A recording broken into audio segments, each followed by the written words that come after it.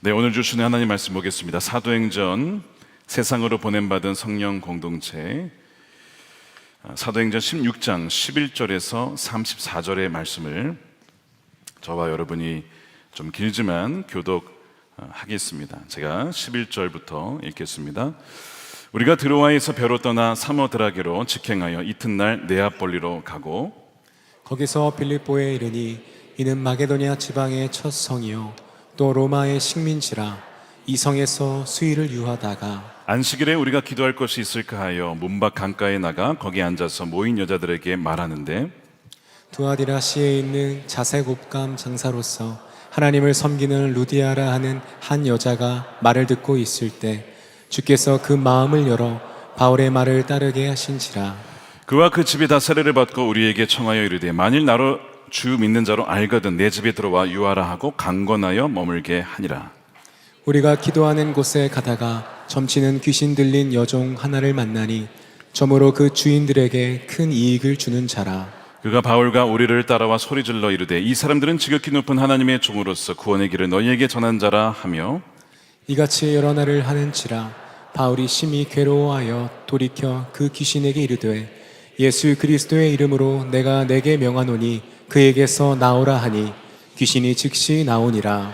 여종의 주인들은 자기 수익에 소망이 끊어진 것을 보고 바울과 실라를 붙잡아 장터로 관리들에게 끌어갔다가 상관들 앞에 데리고 가서 말하되 이 사람들이 유대인인데 우리 성을 심히 요란하게 하여 로마 사람인 우리가 받지도 못하고 행하지도 못할 풍속을 전한다 하거늘 우리가 일제히 일어나 고발하니 상관들이 옷을 찢어 벗기고 매로 치라 하여 많이 친 후에 옥에 가두고 간수에게 명하여 든든히 지키라 하니 그가 이러한 명령을 받아 그들을 깊은 옥에 가두고 그 발을 착고에 든든히 채웠더니 한밤중에 바울과 실라가 기도하고 하나님을 찬송하며 죄수들이 듣더라. 이에 갑자기 큰 지진이 나서 옥터가 움직이고 문이 곧 다 열리며 모든 사람의 메인 것이 다 벗어진지라. 간수가 자다가 깨어 옥문들이 열린 것을 보고 죄수들이 도망한 줄 생각하고 칼을 빼어 자결하려 하거늘 바울이 크게 소리질러 이르되 내 몸을 상하지 말라. 우리가 다 여기 있노라 하니 간수가 등불을 달라고 하며 뛰어들어가 무서워 떨며 바울과 실라 앞에 엎드리고 그들을 데리고 나가 이르되 선생들이여 내가 어떻게 하여야 구원을 받으리이까 하거늘 이르되 주 예수를 믿으라 그리하면 너와 내 집이 구원을 받으리라 하고 주의 말씀을 그 사람과 그 집에 있는 모든 사람에게 전하더라. 그 밤 그 시각에 간수가 그들을 데려다가 그 맞은 자리를 씻어주고 자기와 그 온 가족이 다 세례를 받은 후 그들을 데리고 자기 집에 올라가서 음식을 차려주고 그와 온 집안이 하나님을 믿음으로 크게 기뻐하니라. 아멘. 하나님의 말씀입니다. 네, 복음만이 갇힌 자들을 자유케 한다라는 제목의 말씀을 나누도록 하겠습니다. 우리 지난주에 열린 문, 닫힌 문에 대해서 말씀을 나누었습니다. 하나님의 자녀는 성령의 인도함을 받는 자들입니다. 그러니까 성령께서는 우리를 정확하게 하나님이 기뻐하시는 길로 인도해 주시는 분이십니다. 우리가 성령님을 인정하고 주님을 왕으로 믿고 순종할 때에 주님께서는 우리의 생각과는 또한 전혀 다른 방향, 그러나 정말 주님께서 예비하신 방향으로 우리를 인도하신다는 뜻입니다. 왜 성령께서 바울과 실라의 그 비두니아로 향했던 길을 막으시고 정반대 방향이었던 이 마게도니아 방향으로 이끄셨는지 그들은 알 수 없었죠. 그런데 우리가 오늘 보는 이 16장 후반부에 보게 되면 왜 주님께서 그들을 그 방향으로 인도해 주셨는지를 보여주고 있습니다. 오늘 이 16장 나머지 본문에 보면 서로 전혀 다를 것 같은 세 사람이 등장합니다. 한 명은 두아디라에서 온 이 아시아 출신의 여성 사업가 루디아가 있고요. 또 한 명은 이름조차 나오지 않는 귀신 들린 이 노예 소녀가 나옵니다.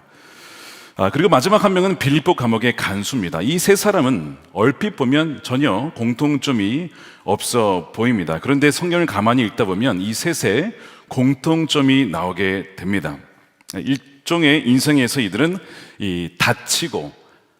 다친 상태에서 또한 갇힌 상태였죠. 그러니까 뭔가가 열려있지 않고 뭔가가 막혀 있고 뭔가가 답답한 상태에 있는 사람들이 이 3명이었습니다. 그러다가 공통적으로 해방과 자유를, 구원을 경험하게 되죠. 그래서 우리가 오늘 이 말씀을 통해서 오늘 우리에게도 혹시 갇히고 답답한 상황에 있는 이들, 억눌린 상황에 있는 이들이 오늘 이 말씀을 통해 또한 자유케 되어지는 그 은혜가 부어지게 되기를 축복합니다.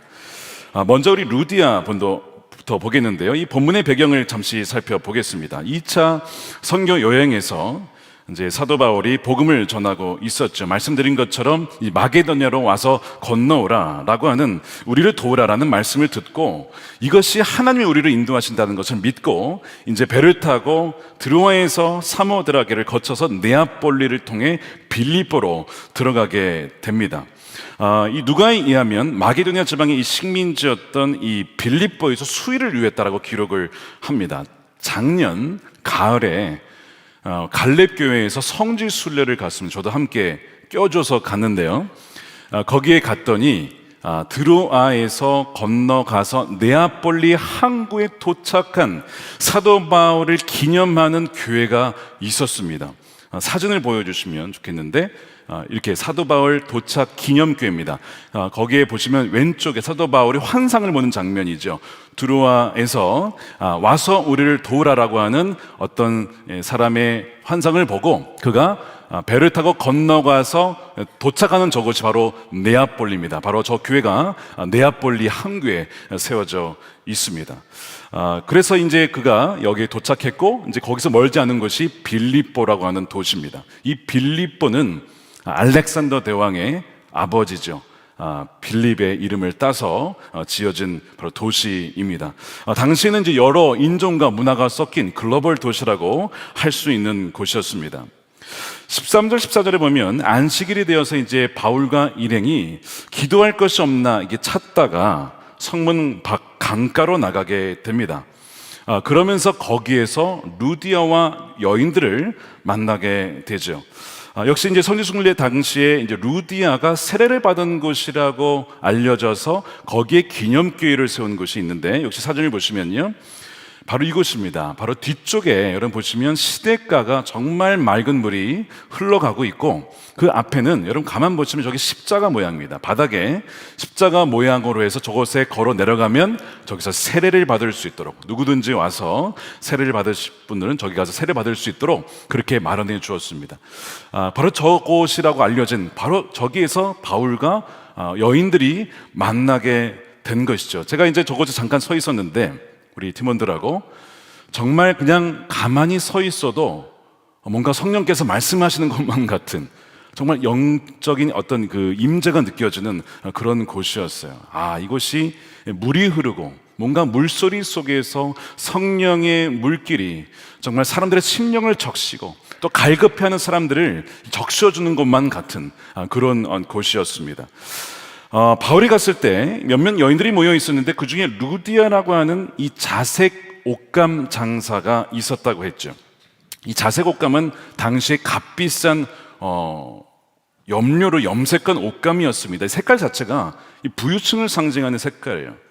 지금도 이제 비숍이나 감독님이 입는 셔츠가 보라색이죠. 아마 당시에도 이 루디아가 그런 옷감을 팔면서 또 굉장히 경제적으로도 넉넉했을 것으로 추정이 됩니다. 왜냐하면 또한 그가 나중에 이 바울 일행을 집에 초청을 하거든요. 그러니까 이 재정적으로 풍부하지 않은 이상 이렇게 전체를 다 초청하기가 쉽지 않았을 텐데, 그걸 봤을 때 그녀는 경제적으로도 좀 풍부했던 여인이었구나 하는 것을 알 수가 있고요. 또한 성경에 보니까 하나님을 경외하는 여인이었다고 했습니다. 이미 하나님에 대해서 알고 있었어요. 영어로 보니까 하나님을 예배하는 여인이라고 이렇게 말씀하고 있습니다. 아직은 완전한 유대교도는 아니지만 이 유대 신앙에 대해서 알고 관심을 두고 또한 배우려 했던 여인이 바로 이 루디아였던 거예요. 그런데 하나님에 대해서는 알고는 있었지만 복음을 모르고 예수 그리스도를 알지 못한 채 뭔가가 마음이 답답한 것이죠. 뭔가가 갈급한 상태에 있었던 여인이 바로 이 루디아였던 겁니다. 이 루디아를 오늘날로 치면 커리어 우먼이고 나름대로 이 비즈니스계에서 성공한 여인이라고 볼 수가 있겠습니다. 게다가 굉장히 종교심이 있고 도덕적 관심이 있는 여인, 그렇게 볼 수가 있는데 오늘날 한국 사회에도 그런 분들이 꽤 많이 있을 것입니다. 세상적으로 봤을 때 능력도 있고 도덕적으로도 문제가 없어 보이고 삶에 어느 정도 여유가 있으며 영적인 관심도 어느 정도 있는 분들, 바로 그런 여성들이 루디아라고 할 수 있습니다. 그런데 복음을 알지 못하는 거예요. 예수님을 알지 못하는 것입니다. 왜? 사도 바울과 실라를 마게도냐로 주님께서 인도하셨을까? 바로 이 여인을 만나도록 하기 위해. 예수님께서 갈릴리로 가시기 전에 굳이 사마리아를 통과하지 않아도 되지만 사마리아 여인을 만나기 위해서 돌아 그 지역을 통과하는 그 장면, 요한복음 4장에 나오죠. 왜 그리로 가야 했을까? 예수님께서 그 여인을 만나기 위해 가신 것처럼 성령께서는 사도 바울과 이 실라를, 이 루디아를 만나게 하시려고 방향을 바꾸셨어요. 그러니까 여러분, 이 성령께서는 우리의 생각과 우리의 계획과는 다르게 어떤 방향을 인도하셔서 누군가를 만나게 하시는 것이죠. 그러니까 여러분들이 최근에 만나게 된 사람들이 있습니까? 그것이 하나님께서 만나게 하신 분들일 수도 있다는 것을 여러분 염두하셔야 됩니다. 주님, 제가 왜 이분을 만나게 되었습니까? 주님께서 하시고자 하는 일이 무엇입니까? 라고 물어야 되는 것이죠. 사실 이 바울 선교팀은 우연히 이제 기도 장소를 찾다가 그 강가까지 가게 된 것이고 아주 우연히 이 여인들을 만나게 된 겁니다. 그러다가 그 여인들에게 말을 걸었고 복음을 전하였어요. 여러분, 복음 전한다고 사람 다 듣는 거 아닙니다. 여러분, 전도해 보시면 전도지도 그렇고 복음을 이렇게 전하려고 하면 거부한 사람들 많고요. 한 10명 중에 한두 분 정도 반응을 할까요? 굉장히 차갑고 또한 거부감이 심합니다. 그러니까 이 사도 바울이 복음을 전했을 때 이 남자고 여자인데 이 여성들이 약간 방어의 마음이 좀 있지 않았겠습니까? 아마 그때도 분명히 그랬을 거예요. 여러분, 이것은 단지 어떤 문화의 차이나 어떤 성별의 차이가 아니라 여러분 영적인 문제이기도 합니다. 여러분, 이 고린도후서 4장에 보면 왜 사람들이 복음을 듣지 않는가에 대한 이유를 이렇게 얘기하고 있습니다. 그중에 이 세상의 신이 믿지 아니하는 자들의 마음을 혼미하게 하여 어둡게 하여 그리스도의 영광의 복음의 광채가 비치지 못하게 함이니라고 되어 있어요. 그러니까 지금 우리가 이 저녁에도 복음의 광채가 비치지 않도록 이 마귀가 방해할 수 있고 우리의 생각을 어저롭게 만들고 혼미하게 만들 수 있다는 것입니다. 자, 우리 옆 사람에게 인사하겠습니다. 깨어 있으십시다. 우리 인사하겠습니다. 네, 깨어 있으셔야 됩니다. 마귀가 우리의 마음을, 정신을 또한 혼미케 할 수 있다는 거예요. 어떤 취미 생활에 빠져가지고 계속 교회에 와서도 그 생각하고 있는 거예요. 예배 시간에 내가 어디 뭐 하다가 왔는데 자꾸 거기 생각이 나고 돌아가면 그거 해야 되는 생각이 나고 내가 어디 맡겨놓은 돈이 생각이 나고 내가 투자한 생각이 나고 여러분, 그런 것들이 마귀가 우리의 마음을 혼미케 하는 것이죠. 놀랍게도 그 여인들 중에서 뭐 몇 명이 모였는지는 정확히 모르겠는데 유일하게 바울의 말을 들었던 사람이 한 명 있었는데 그 여인이 루디아였습니다. 근데 루디아도 자기의 힘으로 어떤 뭐 정신을 스스로 맑게 해서 잘 들은 게 아니라 14절에 보니까 주님께서 그녀의 마음을 여셨다라고 되어 있습니다. 두아드레스에 있는 자색 옥감장사로서 하나님을 섬기는 루디아라는 여자가 말을 듣고 있을 때에 주께서 그녀의 마음을 열었다라는 거예요.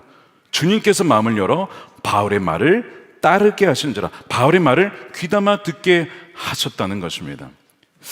여러분, 루디아는 단지 바울이 전하는 복음에 감정적으로 반응한 것이 아니, 분위기에 휩쓸린 것이 아니었습니다. 바울이 전하는 이야기에 잘 들었어요. 복음에 대한 설명을 이해하고 그 메시지에 동의하는 그런 과정들을 하나하나 거친 것이지요. 그러면서 주님께서 그녀의 마음을 열면서 그 복음을 듣도록 만드셨다는 것입니다. 이 모든 역사가 하나님의 역사라고 말씀하죠. 어떤 분들은 이제 교회에 오면 어떤 메시지가 논리적으로 뭔가 이해가 되어야 들으시는 분들이 있어요. 루디아도 약간 그런 케이스입니다. 뭔가가 마음의 문을 열고 또한 그 이해를 하게 된 것이 그녀의 어떤 특성이기도 하지만 또한 주님께서 그녀의 마음을 열었기 때문에 들었다라고 말씀하고 있어요. 어찌되었든 여러분, 성경 말씀이나 복음을 들을 수 있는 것은 우리 힘으로 들을 수가 없습니다. 주께서 마음을 열어주셔야 돼요. 주님께서 제자들의 마음을 열어주신 때가 있어요. 언제입니까? 엠마오 제자들에게. 그 제자들의 마음을 열어서 어떻게 해주시냐면 누가복음 24장 45절 보십시오. 그들의 마음을 열어 성경을 깨닫게 하셨다는 거예요. 여러분, 오늘 이 저녁에 우리 성령께서 여러분들의 마음을 여셔서 말씀을 이해할 수 있는 그 은혜가 부어지게 되기를 축복합니다.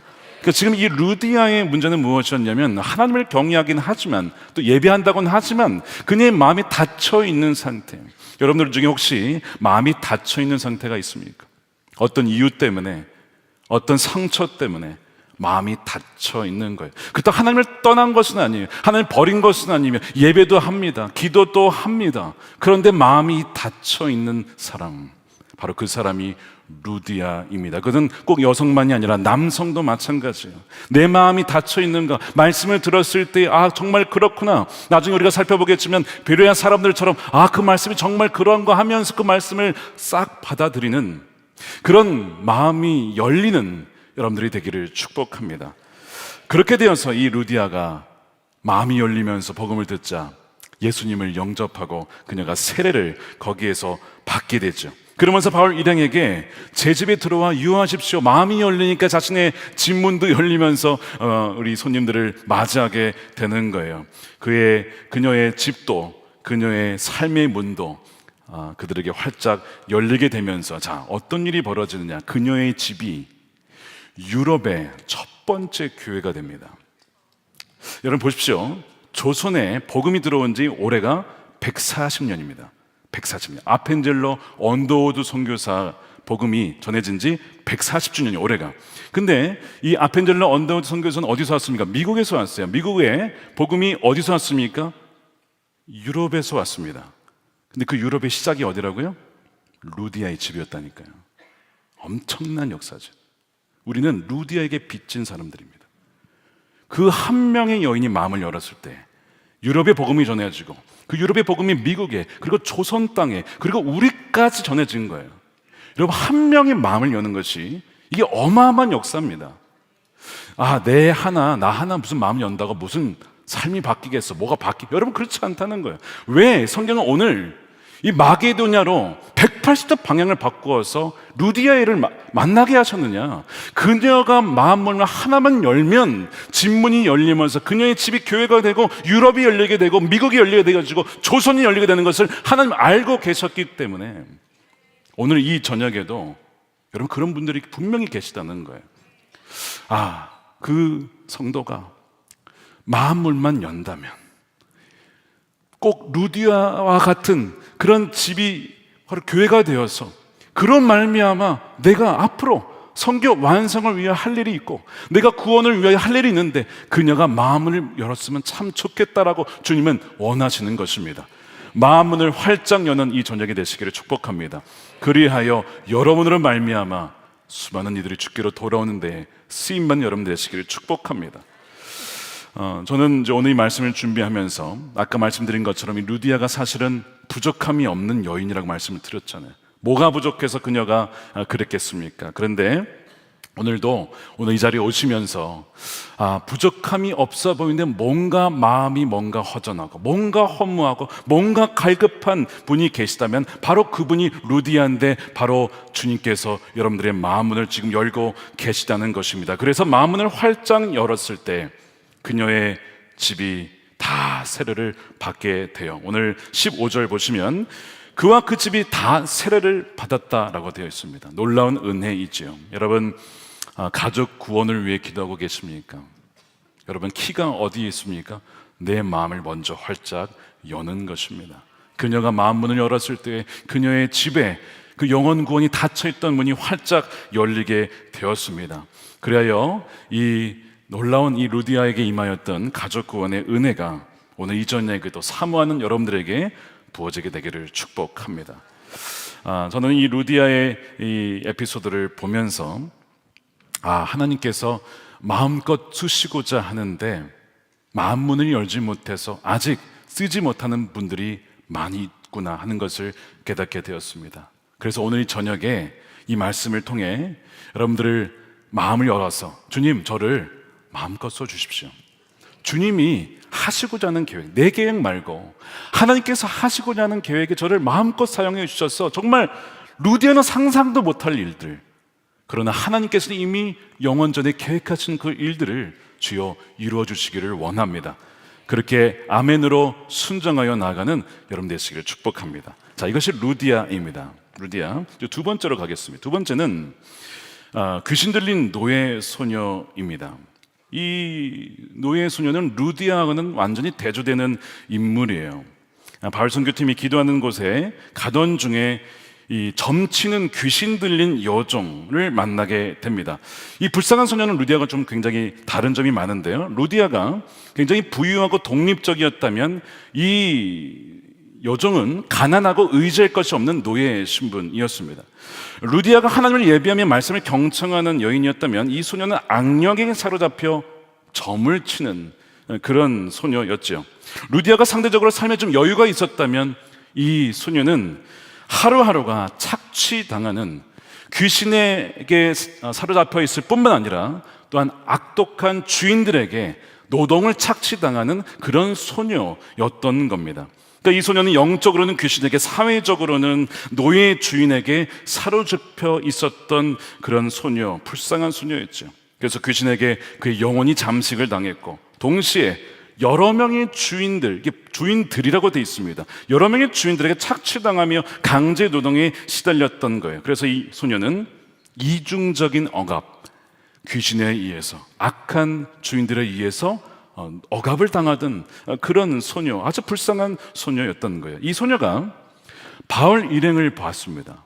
이제 그녀 안에 귀신이 들어있으니까 귀신도 바울을 알아본다고 했죠. 그리고 하나님 역사를 알아본다고 했잖아요.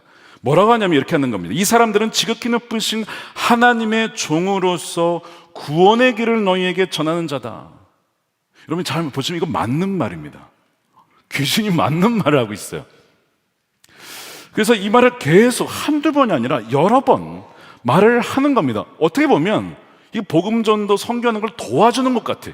귀신이 선교를 도와주는 것 같다고요. 근데 여러분 본문 읽어보시면 바울이 결국에는 나중에는 그것을 굉장히 좀 괴로워하다가 나중에 그 소녀 안에 있었던 귀신을 쫓아냅니다. 왜 바울이 그렇게 반응을 했느냐? 바로 그런 거예요. 바울은 그녀의 그 외침이 그 복음을 점술과 주술 수준으로 혼동시키게 할 위험이 있음을 알아차렸습니다. 자, 맞는 말이긴 한데 사람들이 보기엔 제가 귀신이 들려서 진짜 귀신이 맞는 말을 하는구나. 그러니까 이 주술과 복음을 섞어서 사람들로 하여금 더 이 주술이 신빙성이 있는 것이라고 사람들이 오해할 수도 있겠다 싶어서 결국에는 그 안에 있는 귀신을 쫓아내게 된 것입니다. 예수 그리스도의 이름으로 내가 내게 명하노니 그에게서 나오라. 예수 그리스도의 이름으로 명하니 귀신이 그녀에게서 나오게 되고 그녀는 몇 년간 사로잡혀 있었는지 모르겠지만 드디어 해방을 얻고 자유를 얻게 됩니다. 묶임에서 자유케 된 것이죠. 여러분 우리가 오늘 찬양했지만 예수 그리스도의 이름이 가장 강력한 이름입니다. 그 이름에 권세가 있고 능력이 있습니다. 여러분 예수 그리스도의 이름으로 선포하시고 묶임을 푸십시오. 저희 아버님, 저희가 이제 물론 저희 교회에도 귀신의 역사가 떠나가는 이들이 있지만 다 성도님들이기 때문에 제가 그 얘기를 나누진 않겠습니다. 대신에 저희 아버님 목회하시던 얘기를 좀 하겠습니다. 수월이라고 하는 곳에서 목회를 하실 때 귀신 들린 자가 나타났어요. 여러분 귀신이 사람들의 과거를 안다고 말씀을 드렸잖아요. 그러니까 이제 성도들이 모여가지고 귀신 들린 자가 나타나니까 어떻게든 쫓아보려고 하는데 쫓아내질 못한 상황에서 귀신이 역공을 하는 겁니다. 어떻게 공격을 하냐면 사람을 한 번씩 한번 지목을 하더니 그 사람의 과거를 들추는 겁니다. 너 지난주에 이거 했지? 너 그러고도 귀인이야? 너 지난달에 누구랑 뭐뭐 했지? 내가 다 알고 있어. 막 이런 식으로 막 들춰내는 거예요. 그 사람들이 깜짝깜짝 놀라는 거죠. 마치 가늠하다 잡힌 여인 돌로 치려고 했는데 예수님이 뭐라고 땅에 쓰니까 다 도망가잖아요. 거기에 뭘 썼을까? 예수님이 그들의 죄악을 쓴 게 아닐까. 누가 죄가 없느냐? 다 죄인 아니냐? 그런 것처럼 이 귀신이 그 사람들의 과거를 다 알고 있는 거예요. 그러니까 사람들이 무서워서 건들질 못하고 막 벌벌 떨고 뭐 피하는 거죠. 이제 귀신을 피하는 거야, 막. 이런 상황 속에서 이제 당시 저희가 아버님이 담임 전도사셨는데 그 소식을 듣고 저희 아버님과 그 교회에 가장 기도를 많이 하는 권사님을 데리고 모시고 간 겁니다. 그 사람들이 이제 막 이러고 이제 같이 가지 못하고 있었는데 아버님과 이제 권사님이 딱 가니까 귀신의 태도가 달라지는 거예요. 눈빛이 딱 내려깔고 가면서 그러면서 그 귀신에게 명하여 예수 그리스도를 명하노니 거기에서 나와라 했더니 뭐라 하는지 아세요? 바로 나오면 되잖아요. 못 가! 막 저항을 하더랍니다. 갈 데가 없다는 거, 갈 데가. 어디로 가냐 이거야. 다른 쪽에 사람이 있어도 들어갈 텐데. 그러다가 계속 명령하니까 결국에는 마지막에 간다! 하고 가는 그 얘기를 저는 옛날부터 들으면서 처음에는 아니 귀신이 있나 어렸을 때는 그랬는데 성경에 귀신 얘기가 나오잖아요. 그리고 아버님 목회했을 때 다양한 이야기를 들으면서 목회 저도 현장에서 귀신을 마주하는 일들 또한 쫓아내야 했던 일들을 경험하면서 이 성경의 이야기가 그대로 진리구나 진실이구나 하는 것을 알게 돼요. 많은 사람들이 자기도 모르게 귀신에 사로잡혀 있습니다. 그리고 2중, 3중 고를 당하는 거예요. 귀신으로 말미암아 결국에는 착취를 당하고 일을 하지 못하고 혹은 일을 한다 하더라도 제대로 하지 못하고 뭐 여러 가지 어려움을 2중, 3중으로 당하게 되는 것이죠. 꼭 귀신 들린 문제가 아니더라도 마약이나 알코올이나 도박이나 성적인 착취나 각종 중독과 이 사회적 억압 속에 삶이 짓눌린 사람들이 있습니다. 그래서 이것이 단지 어떤 의지가 약해서라기보다는 사회적 또는 구조적, 정신적, 영적인 어둠에 짓눌리는 경우가 굉장히 많죠. 바로 오늘 이 말씀에 예수 그리스도를 진정 주님으로 믿고 순종하여 따른 이들에게 주님께서는 그 예수 그리스도의 이름의 권세를 그에게 주십니다. 그래서 쫓아내시는 거예요. 여러분, 주여 주여 하는 자마다 다 그렇게 되는 것이 아닙니다. 정말 그의 말씀에 순목하고 살아간 이들에게 그 이름의 권세가 있거든요. 그래서 떠나가게 되는 것이죠. 여러분들을 예수님께 순종함으로 여러분들의 모든 죄악들을 고백하고 다시는 그 죄악으로 살지 않겠습니다 라고 순종하며 살아갈 때에 귀신도 떠나가게 되어지는 역사가 있게 될 줄로 믿습니다. 지난주에 청소년 통합부 수련회 또 고등부 수련회가 있었어요. 피드백을 들어보니까 우리 고등부에도 큰 은혜가 있었고 통합부에도 작년에 비해 어마어마한 은혜가 있었다는 이야기를 들었습니다. 여러분, 아이들이요 학업의 스트레스와 진로 문제와 여러 가지 참 어려움을 많이 당합니다. 그런 아이들이 정말 마귀가 와서 얼마든지 장난칠 수 있는 그런 어려움에 처해 있는 이들이 사실은 이 10대 아이들이죠. 그래서 거기에 뭐 게임에 빠지기도 하고 뭐 음란에 빠지기도 하고 뭐 여러 가지 중독의 아이들이 빠지죠. 근데 그런 아이인지 어쨌든 이 시기에 아이들이 수련회에 와가지고 예배하고 찬양한다는 것이 사실은 어마어마한 은혜이죠. 얘기를 들어보니까 강단 앞에 아이들이 한 명도 빠짐없이 나와서 기도하며 눈물로 회개하며 방언도 터지고 성령의 체험을 하며 하나님의 사랑을 경험한 귀한 수련회였다라는 이야기를 제가 듣게 되었어요. 제가 이 보고를 들으면서 너무나 감사하다. 결코 당연한 것이 아닙니다. 여러분, 이 시대의 아이들이 어떤 아이들입니까? 중2가 무서워서 북한이 쳐들어오지 못한다고 하잖아요. 그 정도로 참 강팍한 아이들인데 그 아이들이 한 명도 빠짐없이 나와서 그렇게 주님 앞에 엎드려 기도하며 눈물을 흘리며 작년에는 그 정도는 아니었지만 올해에는 그런 은혜가 부어졌다는 것이 너무나 감사하더라고요. 그러면서 그들이 진정 주님을 믿음으로 말미암아 자신의 모든 인생의 어려움과 무게를 주님께 내어 맡기는 진정한 복음의 능력이 그 아이들에게 이제 나타나게 된 것이죠. 저는 오늘 이 바울의 소녀 안에 있었던 귀신을 내쫓아냈을 때 이것을 보면서 여러분, 우리가 놓치지 말아야 될 포인트가 하나 더 있습니다. 이 소녀의 이 복음으로 말미암아 해방이 이 소녀의 단지 개인적인 치유에 그치지 않습니다. 뭐게 되면 이 사회와 경제 구조를 뒤흔들었다는 것을 보게 됩니다. 귀신이 나가자 주인들은 자신의 어떤 경제적인 유익을 잃게 됩니다. 이제 점을 칠 수가 없으니 수익이 끊어지게 된 것이죠. 그러면서 화를 내면서 결국에는 바울과 실라를 감옥에 넣게 되는 것이거든요. 근데 그들에게는 피해일지는 모르겠지만 소녀의 입장에서는 자유고 진정한 해방이었습니다. 뭘 말씀하는 거냐면 복음이 들어가면 개인의 심령만이 아니라 사회의 불이한 구조도, 착취 구조도 흔들리고 심지어 무너지게 된다는 거예요. 여러분, 이것이 복음의 능력입니다. 단지 한 사람만이 아니라 사회에도 불이한 구조를 흔들어낼 수 있는 것이, 그리고 바꿀 수 있는 것이 바로 복음의 능력이고 주님의 능력이라는 것이죠. 여러분, 우리나라 초기에 조선의 복음이 들어왔을 때 역사를 가만히 읽어보시면 이 복음의 역사가 단지 개인에 머물지 않고 이것이 사회적인 불이한 구조 속에도 영향을 미쳐서 바꿨다는 것을 보게 됩니다. 예를 들면 이런 겁니다. 1895년 19세기 말이죠. 계급이 있었잖아요. 양반과 천민과 막 이런 백정과 이런 계급이 있었던 시대였죠. 그 중에서도 백정은 천민 중에 천민이었습니다. 그래서 불가촉 천민 취급을 받았어요. 양반과 한 자리에 앉을 수 없었고, 그것만이 아니라 사람 대접을 받지 못했던 때가 바로 그때입니다.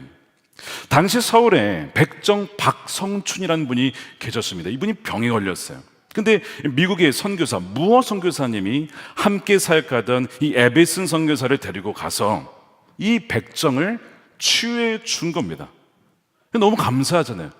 늘 자기는 사람 취급을 받지 못하던 사람인데 선교사를 통하여 복음을 들을 뿐만 아니라 또한 치유를 받으니 얼마나 감사해요. 그래서 이 백정 박성춘이 이 선교사님이 이제 섬기는 그 목회하던 곤당돌 교회라고 하는 예배에 참석을 합니다. 갔는데 문제가 뭐냐면 그 교회는 양반 교회였던 거예요. 그러니까 이 양반 교회에서 백정을 받아주지 않는 것이죠.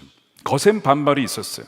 근데 그때 무어 선교사님이 무슨 얘기를 했냐면, 하나님 앞에 모든 인간은 평등하다라고 하면서 박성춘을 보호해 준 겁니다. 그러니까 결국에는 양반들의 그 교회를 떠나서 다른 교회를 개척해서 또한 교회를 세운 거예요. 그러면서 이 박성춘이 그것을 계기로 뭘 하게 됐냐면, 서울 근방의 모든 백정들에게 복음을 전하면서 교회에 오라고 전도를 합니다. 그러면서 하는 얘기가, 우리 같은 사람도 사람 대접해주는 종교가 있다. 그게 뭐였어요? 그것이 기독교였다는 거예요. 그래서 그 교회에 진짜 백정과 천민들이 가득 모이게 된 거예요. 이게 곤당골 교회였습니다. 그러면서 3년 뒤 이 교회가 막 부흥하니까 나중에는 나갔던 그 양반 교회가 잘 안 됐어요. 그래서 합쳐지게 됩니다. 그러면서 지금의 인사동입니다. 새 예배당에서 함께 예배를 드리게 돼요. 자, 당시에 서로 섞일 수 없었던 양반과 천민이 함께 교회를 이루게 된 것은 기적과 같은 일이었죠. 이것이 오늘날 숭동교회의 시작입니다. 숭동교회가 바로 이렇게 시작된 교회였어요. 그러면서 나중에 1911년에 역사적인 첫 장로 선출에서 양반 출신이 아니라 백정 출신 박성춘이 장로로 세워지게 됩니다. 그러면서 이분이 백정 차별 철폐 운동에 나서면서 불의한 제도를 무너뜨리기 시작하죠. 여러분, 복음은 우리의 복음을 우리의 개인의 사적인 복음으로 축소시키면 안 됩니다. 복음은 그 사람을 구원할 뿐만 아니라 사회의 억압적 구조까지 깨뜨릴 수 있는 강력한 힘을 가지고 있는 것이 바로 복음입니다. 그것이 우리나라를 바꾸게 된 것이죠. 그런데 오늘날 한국교회에 이 복음의 능력이 과연 나타나고 있느냐? 복음이 화합하게 하고 통합하게 하는 힘이 있는데, 오히려 그 복음이, 잘못된 복음이, 가짜 복음이 사람들을 갈라놓는 거 아니냐라고 하는 거예요. 다시 한번 우리가 이 말씀을 보면서 복음은 개인에게만이 아니라 사회의 불의와 또한 억압을 깨트릴 수 있는, 변혁시킬 수 있는 강력한 복음이라는 것을, 그것이 하나님 나라가 임하였을 때에 이 나라의 불의한 것들이 무너지게 되는 역사가 일어나게 된다는 것입니다. 예수님께서 누가복음에서 4장에서 이런 얘기를 하셨어요. 내가 앞으로 하게 될 일은 이것입니다 라고 하면서 복음을 전하실 때 눈먼 자가 보게 되고 포로된 자가 풀어지고 억눌린 자가 자유롭게 되어지는 역사가 있을 것임을 말씀하셨습니다. 이 복음의 능력이 교회를 통해 또 여러분들의 삶을 통해서 그렇게 퍼져나가게 되기를 주님의 이름으로 축원드립니다. 이것이 바로 이 노예, 소녀의 복음의 이야기예요. 세 번째는 빌립보 간수입니다. 이 마지막 등장한 사람은 빌립보의 감옥을 지켰던 이 간수입니다. 말씀드린 것처럼 바울과 실라가 그 여종을 자유케 함으로써 이 재정적인 수익을 끊어져 버린 주인들이 음모를 꾸므려가지고 결국에는 이 바울과 실라가 감옥에 갇히게 됩니다. 거기에 이제 간수가 있었는데 이 간수는 아마 로마 군 출신이었던 것 같아요. 은퇴 군인이었던 것으로 추정이 됩니다. 근데 이 사람은 좀 특징이, 자, 루디어처럼 종교성이 있는 것도 아니고 귀신 들린 소녀처럼 어떤 극단적인 고난을 겪는 것도 아니었고 그냥 평범합니다. 평범한 중산층이 그냥 보통 사람이에요. 근데 오늘 복음은 뭘 말하냐면 그런 그도 복음을 통해 구원받는다는 것을 보여줘요. 자, 그래서 이제 이 감옥에 갇힌 상황에서 이 바울과 실라가 어떻게 반응하냐면, 하나님, 내가 정말 주를 위해서 이 마게도냐까지 빌립보까지 와서 복음을 전하는데 어떻게 우리가 감옥에 갇힐 수 있습니까? 라고 생각할 수도 있겠지만 여러분, 그렇게 반응하지 않습니다. 아마 평범한 그리스도인들이었다면 이렇게 말했을 거예요. 이번 선교 여행을 시작하지 말았어야 했어. 감옥에 갇혔잖아 우리가. 역시 유럽의 복음을 전하는 것은 너무 어려운 거야. 우리가 잘못 인도함 받은 것 같아. 아마 이렇게 생각했을지도 몰라요. 어떤 분은 이 지역에는 더 이상 하나님이 예비하신 사람이 없는 것 같아. 그렇지 않고서 우리가 감옥에 갇힐 리가 있겠어. 이렇게 생각할 수도 있고요. 어떤 분은 우리 가능하면 빨리 여기를 벗어나자. 하나님께서 형통케 하시는 고난이 없는 지역으로 가자. 이렇게 생각했을 수도 있습니다. 근데 여러분, 바울과 실라의 반응을 오늘 가만 보게 되면 선교를 하다가 심지어 그 소녀를 구출해 주었어요. 좋은 일을 한 건데 오히려 매를 맞고 모함을 당해서 감옥에 갇히게 됩니다. 이런 충분한 말들 다 했을 법도 있었을 텐데 그런 말을 하지 않습니다. 대신 그들의 반응이 너무 충격적인 거죠. 25절의 말씀 보십시오. 우리 함께 읽어볼까요? 시작. 한밤중에 바울과 실라가 기도하고 하나님을 찬송하며 죄수들이 듣더라. 지금 그 갇힌 상황에서 기도하는 것도 참 특이한데 더 나아가서 하나님을 찬양한대요. 하나님 감사합니다. 우리 갇혀서 감사합니다. 하나님 찬양합니다. 여전히 하나님은 왕이십니다. 어떻게 그럴 수 있었을까? 여러분, 복음은 이 바울과 실라의 가치관과 세계관과 사고방식을 완전히 바꿨어요. 그들은 옥중에 갇힌 고난의 상황에서 보통 사람이라면 불평하고 원망했을 텐데 그 상황에서 원망하지를 않고 오히려 하나님을 기뻐하며 찬양합니다. 그들의 이 기쁨과 믿음은 아무런 문제가 없을 때에만 기능하는 믿음이 아니었어요. 어떤 사람은 아무런 문제가 없을 때에는 믿음이 괜찮아요. 근데 어떤 사람은 그 사람은 고난을 당하게 되면 믿음이 여지없이 무너지는 사람이 있습니다. 그 사람이 정말 크리스천이 맞나 싶을 정도로 하나님을 원망하고 비방할 때도 있죠. 근데 이들을 보니까 오히려 어려울 때에 하나님을 찬양하고 있습니다. 복음은요, 이들에게 항상 기쁜 소식이었습니다. 기쁜 소식에는 뭐가 있냐면, 여러분, 뭐가 복음입니까? 라고 하면, 여러분, 복음은 주님이 우리의 왕이시라는 뜻입니다. 그게 무슨 뜻이냐면 주님은 우리의 삶을 항상 다스리시고 통치하신다는 것입니다. 우리가 보기에 좋든지 그렇지 않든지 상관이 없이 주님은 우리와 함께 하시며 우리의 삶을 정확하게 인도하여 주시며 가장 선한 길로 이끄신다. 그게 복음이거든요. 주님 손 안에 우리가 있음을 우리가 믿기 때문에 감옥에 갇혀 있어도 이 모든 상황도 하나님의 손 안에 있다. 하나님께서 다 아신다. 하나님께서 어떤 우리가 보기에 악처럼 보이는 것조차도 선으로 바꾸실 수 있는 분, 설령 그렇게 하지 않더라도 나는 여전히 하나님을 찬양했다. 이것이 복음에 사로잡힌 자의 고백인 것이죠. 그러니까 이들은 고난과 역경이 그들의 몸을 가둘 수 있을지는 몰라도 그들의 정신과 영혼마저도 가둘 수는 없었던 것이죠. 복음으로 진짜 자유로운 영혼이었던 거예요. 여러분, 우리가 진짜 복음으로 자유케 되었는가? 정말 이제는 갇힌 자에서 해방된 자인지를 알려면 이런 억울하게 고난을 당하고 감옥에 갇히는 이런 일을 당했을 때에 그때 진가가 발휘가 되는 거예요. 내가 복음으로 정말 자유한 사람이냐? 내가 정말 복음 때문에 상황과 여건에 상관이 없이 기뻐하고 찬양할 수 있느냐? 여러분, 그것은 고난을 당할 때에만 검증될 수가 있는 것이죠. 그러니까 이들은 그 감옥에 있는 상황에서 그들의 중심은 여전히 하나님을 향해 있었고 그들의 시선은 주님을 향해 있었으며 찬양하며 하나님께 기도하고 있었습니다. 사랑하는 여러분, 여러분들이 지금 고난을 당하신 분 계십니까? 그때 주님께서 아마 우리에게 말씀하신 것인지도 모릅니다. 너가 정말 복음 안에 머물러 있느냐? 한번 우리를 점검해 보시는 거예요. 테스트해 보시는 거예요. 우리의 복음이 평상시 일반 용인지, 그래서 아무런 문제가 없을 때면 기쁜 소식인지, 아니면 위기 상황 속에서 여전히 복음은 복음인지가 거기에서 드러나게 되는 것이죠.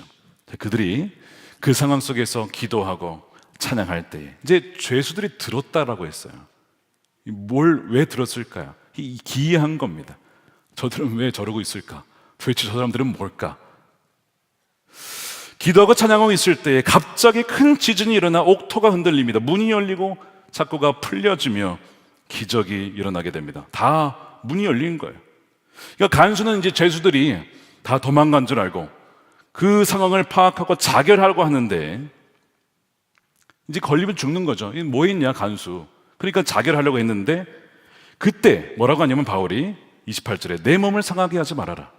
우리가 다 여기 있다라고 외치는 거예요. 당시 사실은 문이 열리면 다 도망가야죠. 근데 이 바울과 실라 도망가지 않았습니다. 심지어 다른 죄수까지 탈출하지 않았도록 막았다는 것. 이 간수가 전혀 상상할 수 없는 이 악의 손으로 갚는 이런 행동을 본 것이죠. 그러면서 이 바울과 실라가 뭔가 다르다. 다른 사람이었으면 다 도망갔을 텐데 왜 도망가지 않고 그렇게 있느냐.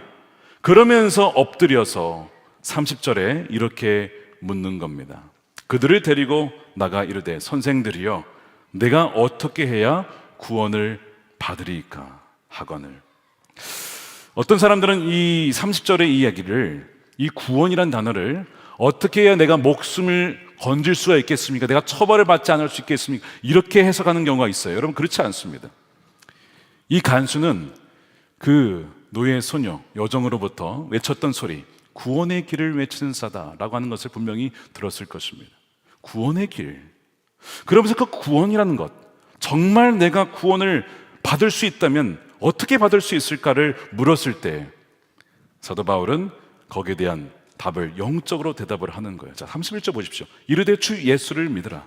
그리하면 너와 내 집이 구원을 받으리라. 복음을 전하고 주님이 왕이신 것을 선포하게 됩니다. 그랬을 때 그 간수가 주님을 믿고 그의 온 가족이 말씀을 듣고 또한 세례를 받게 되고 또 아팠던 그분들을 치유해 주면서 간수가 음식을 대접하면서 34절 보니까 그 집안이 하나님을 믿음으로 크게 기뻐하니라. 사랑하는 여러분, 오늘 이 빌립보 간수의 이야기가 우리에게 주는 메시지가 무엇입니까? 이 간수는 영적으로 굉장히 무관심해 보이는 사람을 의미합니다. 그런데 그도 복음 앞에 무너지고 복음을 통해 자유케 된다는 거예요. 오늘 사회에 한국에도 이 종교나 또한 기독교나 복음에 관심 없는 사람들이 많습니다. 이 2023년 목회 데이터 연구소에 의하면 무종교인 63%입니다. 우리나라 대다수가 무종교인이에요. 어떻게 보면 빌립보 감옥의 간수들과 같습니다. 종교에 관심이 없거나 아니면 종교에 관심이 있었지만 회의를 느꼈던 사람, 교회를 떠나간 사람도 포함될 수도 있습니다. 심지어 적대시할 수도 있어요. 근데 이 빌립보의 간수가 그의 인생에 뭐가 벌어집니까? 지진이 벌어진 거죠. 그의 인생에 지진이 일어났을 때, 그런 일이 일어났을 때에 비로소 주님을 찾게 된 것이죠. 때로는 고난과 실패와 뜻밖의 어떤 믿는 사람들의 전혀 이해되지 않는, 그런데 너무나 기이하지만 그러나 끌리는 어떤 행동을 보면서 어떻게 해야 구원을 받으리까를 외치게 되는 것입니다. 그러니까 바울과 실라의 행동처럼 악을 손으로 갚는 그런 성도의 삶이 이런 사람들에게 강력한 복음의 증거가 된다는 것이죠. 그러니까 여러분 주위에 이런 빌립보 간수와 같은 분들이 계실지도 몰라요. 별로 종교에 관심이 없어. 심지어 약간 안티 성향도 좀 있고 그냥 평범한 사람이에요. 그냥 무종교인으로 살아가는 거예요. 근데 인생에 지진이 난 거예요, 어느 날. 그래서 어떻게 해야 내가 구원받을 수 있을까 고민하는 사람들이 분명히 있고 있게 될 것입니다. 근데 바로 그때에 그때에 누가 있어야 되냐면 그 주위에 도무지 이해할 수 없는 그리스도인의 사랑과 섬김을 하는 이들, 세상적으로는 이해가 되지 않는 행동, 그런데 결국에는 사람을 살리는 행동, 그걸 통해서 그 사람들이 복음을 받아들이게 된다는 것이죠. 저는 이제 이 말씀을 읽으면서 바로 여러분들이 바로 그 빌립보 관소와 같은 이들의 곁에 계셔 주셔야, 그리하여 세상과 똑같이 살아가는 것이 아니라 세상과는 다르게 살아갈 때에 여러분들을 통해서 빌립보 관소와 같은 사람들이 주님께로 나오게 될 수 있다는 것입니다. 몇 년 전에, 얼마 안 돼서 2년 됐나요? 저희 교회에 등록해서 세례받는 분들 있잖아요. 정말 원입으로 돌아와셔서 복음을 믿고 세례받는 분들을 통계를 내서 어떻게 이분들이 예수님을 믿게 되었나를 한번 자체적으로 통계를 내본 적이 있습니다. 어떻게 무종교인에서 회심하여 세례를 받게 되었을까? 여러분 궁금하잖아요. 저는 너무 궁금하더라고요. 알아보니까요, 80% 거의 90%가요 인생의 지진 때문에 오신 거예요.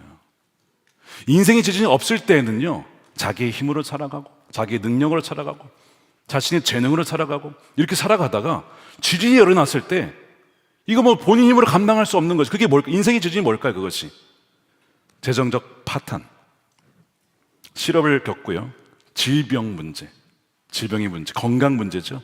그리고 자녀의 문제, 그 다음에 학업이나 진로의 문제, 대개 이 5가지 안에 다 들어갑니다. 인생의 지진 때문에 그들이 묻게 되는 것이 내가 어떻게 해야 구원을 얻을 수 있을까? 그때 그 주위에 그 사람을 위해서 기도해주고 그 사람을 위해서 섬겨주고 그 사람을 위해서 희생적으로 사랑했던 이들을 통하여 예수님을 알게 된 거예요. 그래서 복음을 믿게 되고 양육을 받고 세례를 받게 되었다는 것을 알게 되었습니다. 거의 다 90%입니다. 놀라운 통계죠. 저는 이 빌립보 간수가 생각보다 우리 주위에 굉장히 많다는 겁니다. 저 사람은 별로 관심이 없어 보여. 여러분 그렇잖아요. 인생의 지진이 나면요, 고민을 하게 돼요. 내가 내 힘으로 내 인생을 지탱할 수 없다는 것을 비로소 알게 됩니다. 그때에 그런 사건 사고가 일어날 때에 여러분들이 뭐가 되어야 됩니까? 여러분들이 바울과 실라가 되어 주셔야 돼요. 아마 바울과 실라 같은 여러분들의 삶에도 이런 감옥에 갇히는 억울한 일들을 당했을 수 있어요. 근데 어떻게 하는 거예요? 여러분들이 기도하고 감사하고 찬양하고. 그 옆에서 보는데 나도 똑같이 인생이 어려우니까 이 사람도 똑같이 있는데 아니 어떻게 기도하고 찬양하고 그렇게 평안할 수가 있어? 도대체 그 비결이 뭐야? 라고 묻는 거죠. 그러면서 주님께로 그 사람을 인도하는 거예요. 이게 정확하게 지금 오늘 본문에서 벌어진 일입니다. 그리하여 진짜 갇힌 사람은 이 바울과 실라인데 이들이 진짜 자유하잖아요. 아무런 난 갇혀 상관이 없어. 주님이 나의 인생의 주인이신데 막 찬양하고 있고, 간수는 자유한데 오히려 갇혀 있어요. 어떻게 내가 구원을 받을 수 있을까? 막 이러고 있잖아요. 둘의 만남을 통하여서 하나님의 복음의 능력이 이 간수와 온 가족을 구원해 주시는 놀라운 통로가 된 것처럼 바라기를 여러분들의 삶을 통해 여러분 주위에 있는 빌립보 간수와 같은 이들, 무종교인들, 때로는 과거에 신앙을 가졌다가 상심한 이들이 다시 주님께로 돌아오게 되어주는 은혜가 있게 되기를 축복합니다. 사랑하는 여러분, 하나님께서 마게도니아의 문을 여셨습니다. 그리고 루디아를 만나게 하셨고 복음이 들어가게 해주셔서 귀신 들린 또한 소녀의 결박을 푸시고 감옥문을 여시고 간수와 온 가족의 구원으로 이끄셨습니다. 이 세 인물은 각각 다른 처지에 있었지만 근데 복음이 바로 닫힌 마음을 열고 또한 사슬을 풀고 굳게 잠긴 감옥을 열며 또한 이 빌립보 간수들을 주께로 인도하는 놀라운 은혜를 보여줍니다. 오늘 이 말씀을 통해서 역시 동일한 복음의 능력이 오늘 우리 가운데 있음을 믿고 저와 여러분을 통해서 주님께서 그 일을 행하실 것입니다. 루디아처럼 마음문을 활짝 여십시오. 여러분을 통하여 하나님께서 복음의 전초 기지로 삼으셔서 유럽의 문을 활짝 연 것처럼 여러분을 통해서 그 일을 주님은 지금도 행하실 것입니다. 또한 혹시 여러분이 노예 소녀처럼 자신의 힘으로 벗어날 수 없는 억압과 중독과 착취 속에 신음하고 있다면 예수 이름을 부르십시오. 주께서 끊어주시고 또한 건져 주실 것입니다. 빌립보 간수처럼 별 문제 없어 보이는 평범한 삶을 살다가 인생의 지진을 만나셨습니까? 또한 주위에 그런 분이 계십니까? 주 예수를 믿으십시오. 감사와 찬양을 통해서 세상과 다른 생활 방식을 통하여 주님께로 그들을 인도하는 여러분들의 삶이 되시기를 주님의 이름으로 축원드립니다. 우리 함께 찬양하겠습니다. 주의 나라가 임할 때에 우리 함께 찬양하시고 우리 기도하는 시간 갖도록 하겠습니다.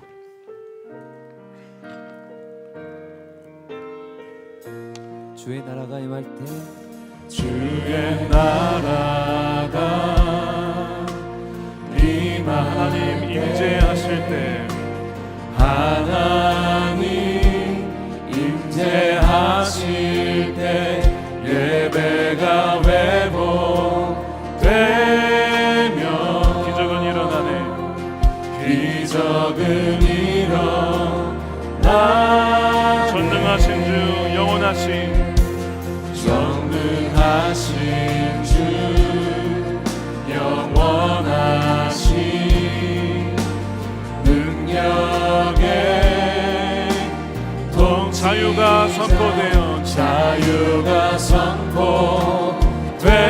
주 백성 돌아오네 주 백성 돌아오 두 손 들고 찬양합니다. 하나님 나라 임하소서 하나님 나라 임하소서 영광과 존귀 능력과 위엄 놀라운 사랑의 기적의 하나님 지금 이곳에 오소서 하나님 나라 임하소서 영광과 존귀 능력과 위엄 놀라운 사랑의 기적의 하나님 지금 이곳에 오소서 주 높고 위대하시며 주 높고 위대하시며 크게 외쳐 선포합니다. 크게 외쳐 선포하네 만왕의 왕 주 하나님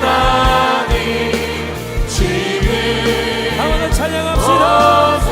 주님은 높고 위대하십니다. 주 높고 위대하심을 크게 외쳐 선포하네 만왕의 왕 주 하나님 지금 오소서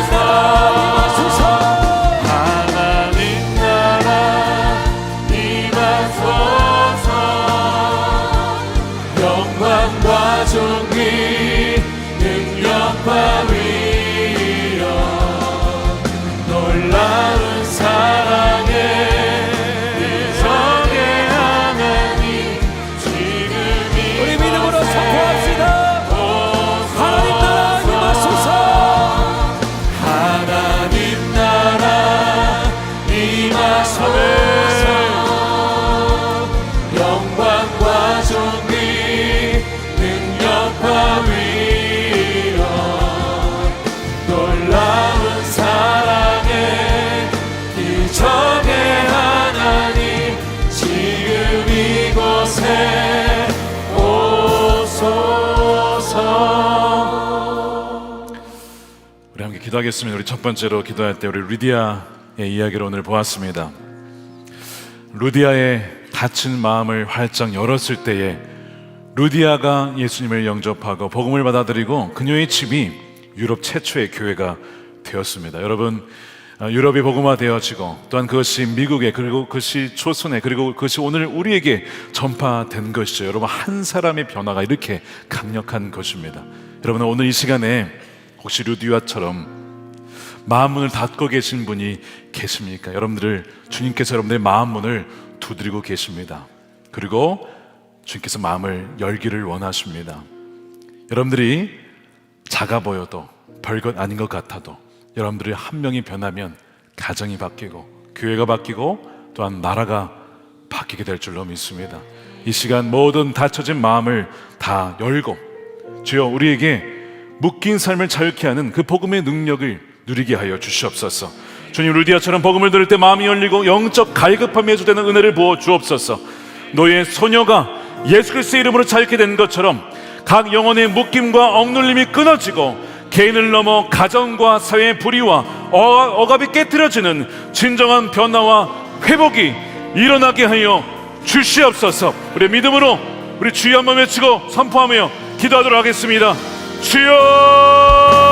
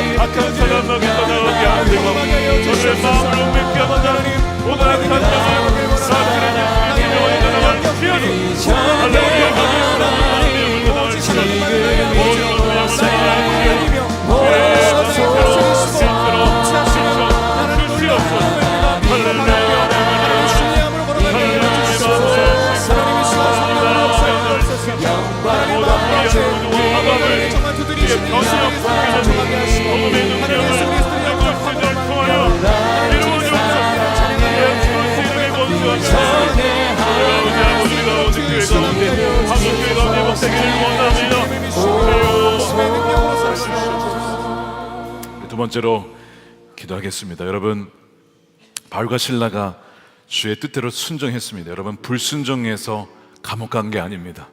순종했는데 감옥에 간 거예요. 여러분들 말씀에 순종하고 하는 뜻대로 살고자 하였는데 어떤 어려움을 맞닥뜨리셨습니까? 마치 감옥에 갇힌 것처럼 꼼짝달싹할 수 없는 그런 상황에 계십니까? 여러분, 어떻게 했습니까? 바울과 실라가 원망했습니까? 불평했습니까? 괜히 성경 왔다, 괜히 말씀에 순종했다, 그렇게 했습니까? 여러분, 그렇지 않았어요. 그들은 하나님께 기도했습니다. 주님을 주목했습니다. 여러분, 복음은 예수 그리스도이며 복음은 예수님이 우리의 왕이시라는 뜻입니다. 이미 기쁜 소식, 우리를 건지셨고 우리를 구원하셨고 또한 완전한 하나님 나라가 임한다라고 하는 그 놀라운 소식이 있었기 때문에 어떤 상황에도 그들은 갇히지 않고 그 상황과 여건을 뛰어넘는 감사와 기쁨으로 하나님을 찬양할 수 있었던 것입니다. 이 시간 그런 형편에 있는 이들에게 오늘 말씀은 도전합니다. 예수 그리스도를 바라보라, 그리고 찬양하라, 기도하라, 주를 신뢰하라. 이 모든 상황과 여건조차도 하나님의 손 안에 있음을 선포하며 그 모든 억눌림과 불안과 걱정을 내려놓고 오직 주의 말씀에만 순종하며 주님을 찬양하는 하나님의 백성들이 되시기를 축복합니다. 우리 기도하겠습니다. 주여, 고난 속에서도 찬양하고 기도하는 믿음을 주시기를 원합니다. 바울과 실라처럼 억울하고 힘든 상황 속에서 원망보다는 찬송과 기도가 터져나오게 하여 주옵소서. 어떤 고난도 우리를 사로잡지 못하도록 주 예수님께서 다스리고 통치하신다는 굳건한 그 믿음과 담대한 소망을 우리 모두에게 이 시간 허락하여 주옵소서. 두 손 들고 주여 한번 외치고 기도하겠습니다. 주여, 하나님의 숨결이여 완전한 평강을 소멸하여 주시옵소서. 부르시라 주소서. 나로 찬양하며 주의 거룩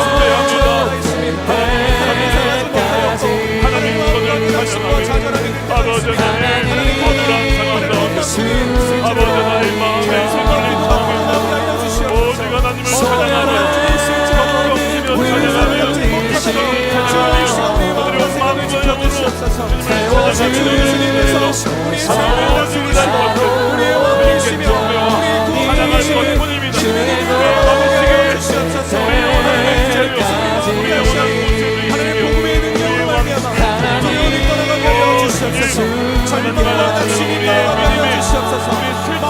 하시고 하나님 보호자의 문자가 아니라 어떤 상황에도 하나님만을 신뢰하며 나가는 하나님 동기한 백성들로 살아가게 하시옵소서. 하나님 아버지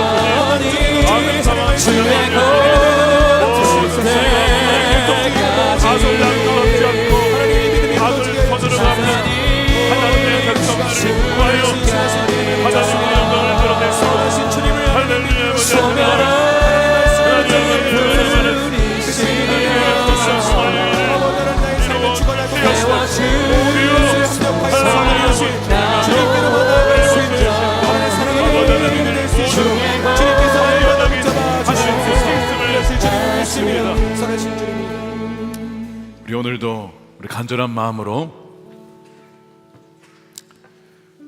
주님께 기도하며 찬양하실 분들은 우리 강단 위로 올라오셔서 기도하셔도 좋겠습니다. 바울과 실라처럼 손들고 찬양하며 기도했던 것처럼 오늘 이 밤도 주님께 그렇게 나아가는 여러분 되시길 축복합니다. 안수기도 받으실 분들은 앞으로 나오시면 여러분들을 위해서 주의 마음으로 기도해 드리겠습니다. 특별히 오늘은 치유를 위한 날입니다. 질병이 있는 분들과 질병이 있는 가족과 친척을 두신 분들이 먼저 기도 받아줄 수 있도록 양보해 주시면 우리 환우들을 위해서 먼저 기도해 드리도록 하겠습니다. 우리 세 번째로 기도하시고 각자 기도의 자리로 나가겠습니다. 세 번째 기도할 때 인생의 지진을 만난 분들을 위해서 이 시간 기도했으면 좋겠습니다. 때로는 빌립보 간수와 같이 하나님에 대해서, 종교에 대해서, 기독교에 대해서 무관심한 사람들이 있기 마련입니다. 그런데 이 지진 때문에 자신의 인생이 위태로워지고 내가 이제 죽는 거구나, 내가 지난 수십 년을 정말 나의 힘 믿고 살아왔는데 이 인생의 지진을 만나 이 죽을 수밖에 없었던 상황 속에 있는 그런 이들이 있기 마련이죠. 근데 주님께서는 사도 바울과 실라를 이미 그곳에 보내주셔서 악을 악으로 갚지 않고 선으로 갚으며 오히려 찬양하고 기도하는 이를 통하여 주님을 알게 해 주셨습니다. 오늘 여러분들 가운데 아마 여러분들이 빌립보의 간수일 수도 있고 여러분 주위에 있는 분들이 빌립보의 간수일 수 있습니다. 인생의 지진을 만난 분들을 위해서 이 시간 함께 기도하겠습니다. 주님, 예기치 못한 삶의 지진이 닥칠 때 복음에 무관심하던 마음까지 흔들어 깨워 주시옵소서. 그리스도인들이 세상이 이해할 수 없는 사랑으로 섬겨 그들도 주 예수를 믿는 구원의 은혜를 경험케 하여 주시옵소서. 주여, 우리가 바울과 실라가 되어요 그래서 하나님 빌립보의 간수들을 하나님 주께로 인도할 수 있는 복음의 통로가 되게 하여 주시기를 원합니다. 그로 인해 온 가족이 함께 구원의 감격을 누리며 주님을 찬양하게 하여 주시옵소서. 주님을 만나게 하여 주시옵소서. 주여 한번 외치고 다시 한번 기도하도록 하겠습니다. 주여,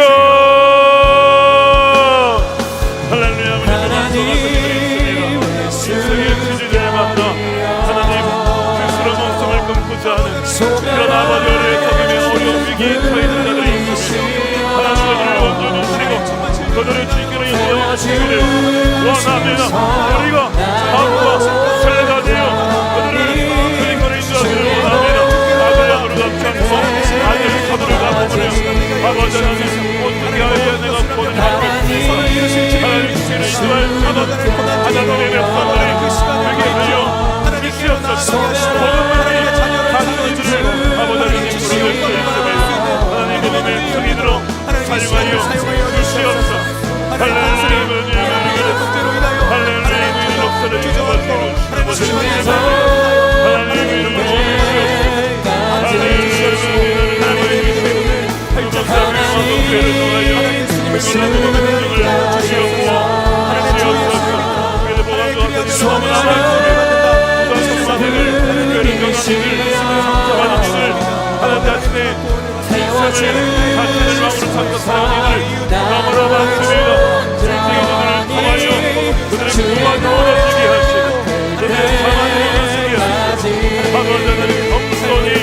주님 앞에 나아가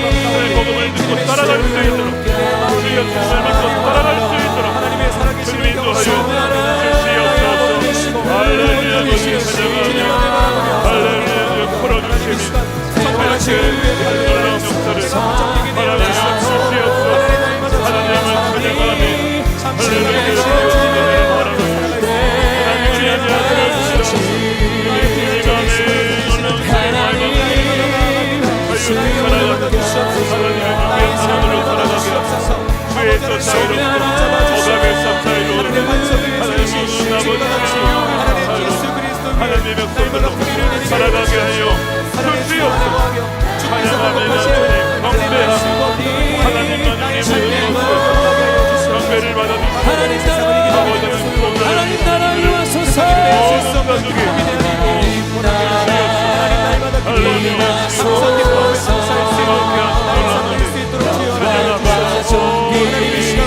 우리 마음에 밝혀져 드러나는 모든 사람들 가운데 각 사람마다 가정 가운데 각 세상 설명 가운데 친구들 가운데 지원을 내놔야 주옵소서. 할렐루야 살아계신 찬양하며 아우리가 성령의 출마다 주시옵소서. 아버지 하나님 이 시간을 은혜마다 주옵나이다. 주님께서 부어주시는 사랑과 은혜가 나의 심령 가운데 흘러넘칠 수 있도록 주님 함께하여 주시옵소서. 고난 중에 있을지라도 시즌 가운데 있을지라도 하나님의 믿음을 굳건히 붙잡아 주시옵시고 하나님의 목소리가 나에게 치며 올라간 같이 새 힘을 더하여 주시옵소서. 모든 영혼을 망하게 하여 주시옵시고 주님께서 날마다 사랑할 때 아버지 하나님 우리의 삶이 변하게 하여 주시옵시고 우리의 삶이 거듭나게 하여 주시옵시고 하나님의 세상이 그 어떠한 것보다도 주님을 사랑하며 소망을 줄 수 있는 우리의 믿음이 될 수 있도록 주여 이 시간 함께하여 주시옵소서. 하나님 이 시간 우리의 기도를 인도하여 주시옵소서.